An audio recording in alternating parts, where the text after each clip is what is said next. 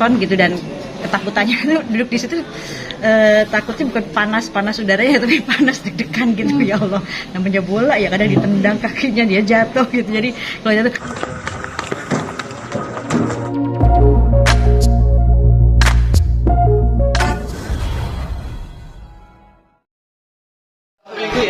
hancur hatinya seorang ibu gitu. Jadi ya saya berharap ini hukumannya setimpal gitu. Tapi kondisi Chana sendiri seperti apa, Mi? Chana alhamdulillah nggak takut ketemu orang tuh nggak takut. Cuma memang Chana trauma. Masuk kamar saja dia nggak mau. Masuk kamarnya sendiri nggak mau.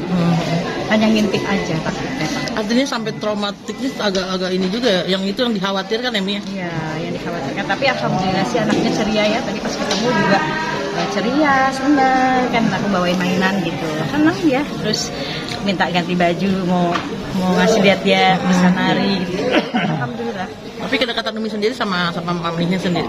Saya deket banget sama Nia gitu. Jadi tau lah, Nia itu orangnya nggak bisa marah.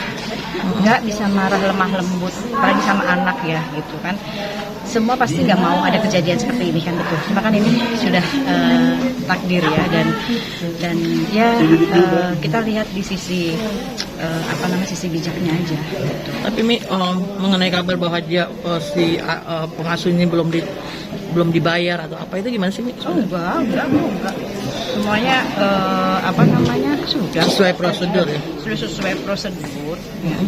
Ini banyak yang akhirnya menyalahkan Kak Nia karena belum sibuk sampai kan suster ini sudah 1 tahun bekerja ya, dan selama ini tidak ada apapun, makanya percaya kan gitu. Dan yang ini yang harus dilihat bahwa kan kita nggak tahu ya, kita kan hanya lihat saja dari kejadian itu saja.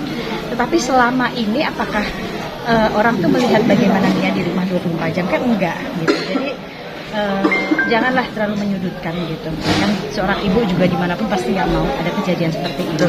Karena 1 tahun sudah kerja loh susternya, dan aman-aman saja gitu. Ya mungkin ini memang ketika mungkin susternya lagi ada masalah gitu, dan ya itulah semua kan sudah jadi kehendaknya gitu. Dan saya lebih menguatkan niatnya karena saya tahu dalam keadaan seperti itu saja gitu. Nia tuh nggak mau mukul susternya ketika ketemu, lihat kan gitu, masih yang nahan, masih yang punya empati, masih yang mikirin. Bahkan pas tadi ngobrol sama saya aja, dia masih yang kepikiran susternya karena dia punya anak kecil. Seperti itu loh. Gitu. Jadi ya, artinya ini baru sekali ini kejadian atau gimana sih? Suster ini mukul Chana? Ya kalau yang kejadian fatalnya sih ini ya.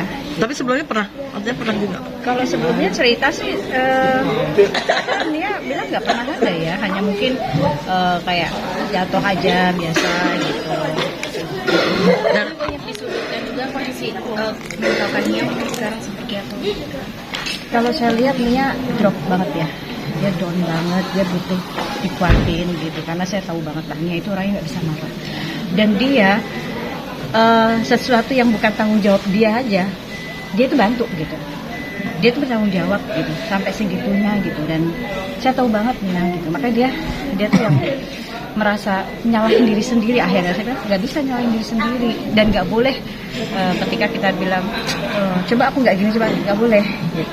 Karena itu kalimat yang tidak disukai kan oleh Allah, karena seperti menyalahi takdir. Jadi sudah sekarang tutup telinga, punya 2 tangan buat nggak mungkin buat nutupin suara-suara orang yang nggak suka dan kamu. Ada orang yang suka, ada orang yang nggak suka, itu wajar.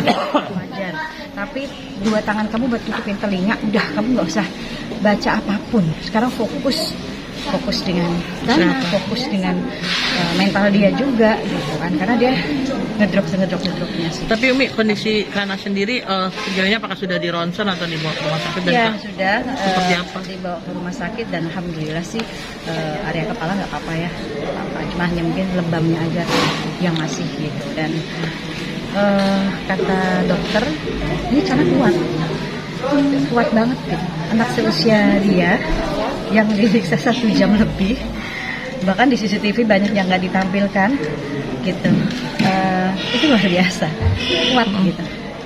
Tapi matanya nggak apa-apa ya, artinya cuma hanya lebam aja atau takutnya kan retinanya atau apa? Enggak sih, cuma mungkin dia kepanasan karena kan disiram pakai minyak putus-putus.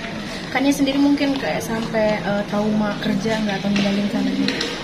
Untuk saat ini padahal kerjaan dia banyak kontrak gitu kan dia juga punya banyak tanggungan ya gitu.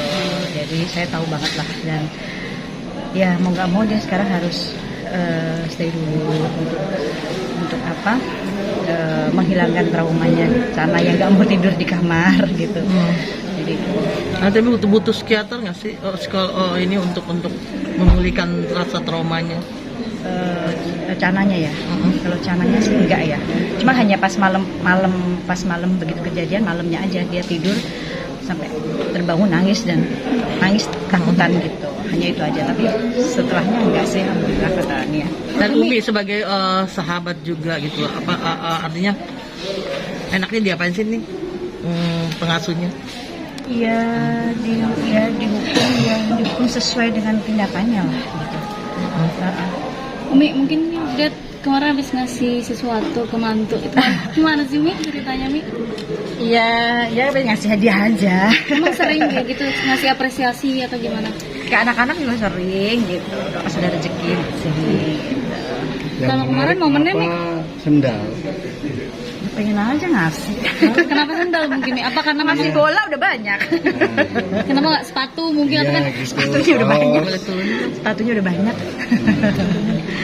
Gitu. kenapa Mi akhirnya ngasih gitu? Emang selalu ngasih reward, apresiasi atau seperti apa sih? Dia enggak pengen ngasih aja gitu. Ngasih hadiah aja gitu. Biasanya juga sama anak-anak gitu saya. Emang lihat performa mantu waktu itu bagus banget apa gimana? Saya itu baru pertama kali itu nonton langsung di nonton live gitu ya, maksudnya benar-benar lihat gitu. Biasanya suka lihat cuplikan aja di TV gitu. Ini benar-benar nonton gitu, dan ketakutannya tuh duduk di situ takutnya bukan panas udaranya tapi panas deg-degan gitu. Ya Allah, namanya bola ya kadang ditendang kakinya dia jatuh gitu. Jadi kalau jatuh astagfirullah suka gitu. Kalau walaupun bukan Egy ya, ada pemain lain gitu, kalau pas jatuh langsung astagfirullahalazim gitu. Gimana pertama kali ngeliat performa mantu yang luar biasa cetak 1 gol gitu? Ya kita nggak ada yang menyangka karena memang ketika itu kan pergantian menit kan istirahat, dan Egy kan di yang pertama kan belum masuk. Gitu masuk kedua, ya betul, masuk kedua pergantian tiba-tiba dia yang masukin. Jadi kita lagi ngobrol, "Hah, siapa tadi? Egy, gol." Delay ya? sama Aniba juga. Jadi nggak jangka gitu orang pas pertama masuk kan. Tapi jadi ketagihan nonton. Ketagihan banget. Seru ternyata. Mi, Tapi Egy sendiri tahu Umi nonton. Tahu, awalnya kan emang diajak, terus bilang ada jadwal nggak ya gitu. Pas dalahnya kosong gitu, terus ya udah ikut. tapi lihat mantu performanya gimana sih? Ini kan katanya jagoan banget ya dari Indonesia. Seperti apa Mi? Ya, alhamdulillah. Cuma memang kayak pas kemarin pas buka puasa, lagi bedel, ya pukul semua badan gitu. Jadi ke rumahnya dibikin jamu. Tapi kata Egy sendiri mungkin golnya itu salah satunya dari doa-doa Allah. Ya pastilah doa orang tua, doa mamanya di Medan juga. Kan pasti saya WA-an kan sama mamanya gitu. Egy tanding hari ini, ayo kita kencengin doa gitu-gitu. Sama Adiba doa istri juga lah. Tapi kalau mau tanding biasanya minta doa restu atau gimana nggak sih? Biasanya tuh tradisi atau ritual yang dilakuin tuh minta doa dulu, video call dulu atau gimana? Enggak sih, biasanya Adiba besok Egy tanding gitu. Oh iya gitu. Ya udah dari doain. Udah penyesuaian nih mantunya. Udah kayak anak sendiri. Suka bercanda kan. Tapi ada doa khusus nggak sih Mi ketika mantu mau bertanding gitu? Satu hari atau setelah sholat apa langsung dikhususkan untuk Egy sendiri atau gimana? Enggak ada khusus. Ya doa aja, zikir aja gitu. Supaya dikasih sehat, kuat gitu. Dibilang mantu kesayangan. Ya kan baru sampai bahasanya gimana sih? Kadang kodong-kodong ya. Gimana Mi punya mantu Mi? Ada rasa ini nggak sih khawatir ketika Egy itu di sliding atau di Iya, apalah kemarin sama yang waktu di pemain Qatar. lawan gitu. Kemarin waktu di Qatar kan sempat cedera ya. Nah itu khawatir banget. Itu sampai nanya sama Adiba, "Kak gimana?" Dia 4 hari nggak boleh main dulu gitu. Dikasih lihat kakinya. Saya itu khawatir pastilah. Gitu. Terus keset kan kaki. Jadi makanya pas kemarin nonton itu tuh deg-degannya luar biasa gitu, dikira nggak deg-degan duduk di situ, deg-degan gitu, takut. Ya namanya bola ya pasti, ya urusannya kan pasti jatuh, ketendang, keinjek kan gitu ya. Doa aja terus zikir doa. Umi, lebaran sendiri gimana, Mi? Ini kan udah melewati udah 20 lebih ya puasa kita kemarin, katanya puasa sendiri, bukan sendiri, maksudnya anak-anak jauh dengan sibukan masing-masing. Seperti apa nanti lebaran? Lebaran belum tahu nih, apa karena kan ini lebaran pertama punya mantu ya, dan pasti kan Adiba juga bagaimana suaminya. Kalau mau lebaran di Medan ya monggo. Kan segala sesuatunya harus mengutamakan suami. Tapi rencananya di Medan atau bersama Umi? Belum tahu. Umi Bilal, udah balik ya? Bila udah balik, karena kan di sana libur dari puasa sampai nanti menjelang setelah Ramadan baru balik lagi. Artinya lebaran ada Bilal. Ya, jadi ya udah saya suruh pulang dulu gitu. Artinya berame-rame lah ya. Iya, Nggak ada. Adi juga baru pulang tuh besok kalau nggak salah, kan dia lagi syuting sebulan kan di Semarang. Bila ada perubahan nggak, Mi, setelah pulang dari sana, Mi? Apa ya perubahannya ya? Kan mandiri tuh di sana ditarim ya. Anak saya dari dulu udah pada mandiri kayaknya. Ya, apa ya, makin gondrong aja rambutnya. Gitu. Dan Umi artinya sejauh ini cuma nama Ayla aja ya? sama Bilal bertiga aja sekarang. Abi kan masih di Semarang, belum tahu pulangnya atau besok atau lusa. Adiba sudah di rumah suami. Mi, Adiba sendiri nunda ngomongan atau gimana sih, Mi? Enggak, dikasihnya aja. Saya juga nggak mau ngedesek-desek. Udah habis belum? Enggak kan gitu jadi beban anak ya. Biarkan aja. Kalau saatnya Allah kasih juga kasih. Pengen cepet-cepet nggak, Mi? Enggak juga, udah biarin aja. Biarkan mereka juga baru Hanya udah nyiapin apa Umi mungkin untuk besan atau apa? Apanya? Ya mungkin ngasih masakan Umi atau apa? Kan jauh di Medan. Ya kirim. Ya Allah, kirimnya pakai apa, Bu? Salad. Jauh, Bu. Salad. Yuk, udah yuk. Aku besok ke Makassar. Terakhir, nanti lebaran keberapa ziarah ke makam almarhum? Belum tahu. Biasanya kalau kebiasaan saya sama anak-anak tuh malam takbiran. Oh, Biar nggak pas rame gitu. Selalu malam, Mi. Tapi belum tahu juga. Mi, bentar dong, soalnya enggak full stop itu doang. Andai aku punya duit 271 triliun. Aduh. Mi, Mi, terima kasih, andai Mi. Umi terima kasih ya.